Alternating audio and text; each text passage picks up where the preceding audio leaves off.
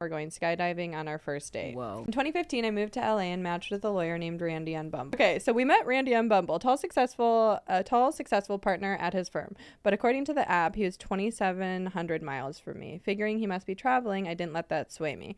Once we started chatting, he told me he lived in New York and we must have matched while he was in LA for business. He asked me what was something crazy I've never done before on a date, and I answered skydiving. He said, "Done, we're going skydiving on our first date." Whoa. When we got back to my apartment after the AA meeting, Randy explained to me that he was 6 months sober and it was a issue. He used to spend $8,000 a month on blow. Turns out all the cocaine use had led to some other unsafe behavior, and he now had. I applauded him for his honesty, but ended up leaving with his things and getting a hotel. I thought it was over and that I would never hear from Randy again, but that's when things started to get very weird. He started sending me dozens of texts asking me to call him. He asked me if I was willing to have with another man in front of him and then have them come inside of me so he could suck out them.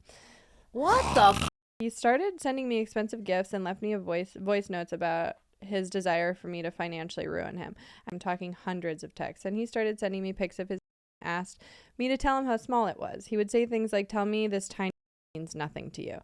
I wanted to block him, but my morbid curiosity got the better of me. This went on for months. I never saw him again, and eventually he did stop texting and calling.